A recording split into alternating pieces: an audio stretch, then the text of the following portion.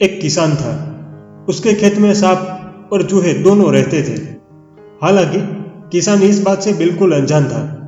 यूं भी किसान खेती करने तो दिन में जाता था और दिन में वे दोनों बाहर नहीं निकलते थे। लेकिन एक दिन उसे किसी कार्यवश देर हो गई, इसलिए उसे रात को खेत से गुजरना पड़ा और उसी दिन उसे सांप ने काट लिया।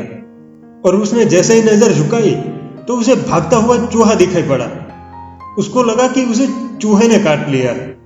अब चूहे ने काटा तो कोई बात नहीं, सो उसने तो उस बात को कोई खास तवज्जो नहीं दी।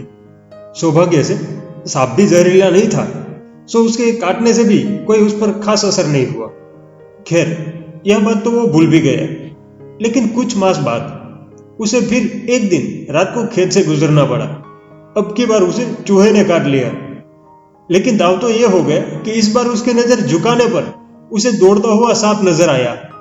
बस वह चक्कर खाकर वहीं गिर पड़ा। फिर तो महीनों उसका इलाज चलता रहा और वह ठीक नहीं हुआ। होता भी कैसे? इलाज सांप के काटने का चल रहा था, जबकि सांप ने तो काटा ही नहीं था। वह उसका भ्रम मात्र था और वो ठीक तभी हो सकता था जब उसका यह भ्रम दूर हो जाता। दोस्तों, हम थोड़ा अपने जीवन में और अपने मन में झांक कर देखें तो हमको जल्द ही समझ आ जाएगा कि हमारी शारीरिक या मानसिक बीमारियां ही नहीं, बल्कि हमारे जीवन के अधिकांश दुख और चिंताएं भी हमारे अपने भ्रम का परिणाम है। और इसमें से अधिकांश का वास्तविक अस्तित्व ही नहीं है। अर्थात हम जीवन भर जो चीज अस्तित्व में ही नहीं, उसका भी इलाज करते रहते हैं। सवाल तो यह है कि जो चीज अस्तित्व में ही नहीं, उसका इलाज कैसे हो सकता है? कभी भी नहीं हो सकता।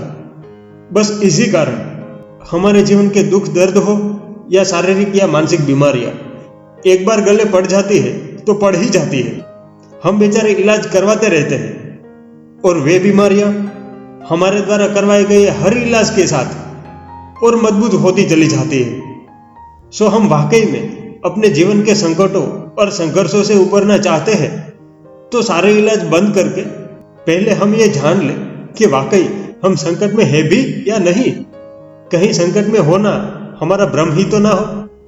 अधिकांश संकटों पर गौर करने पर हम पाएंगे कि वे मात्र हमारे भ्रम हैं।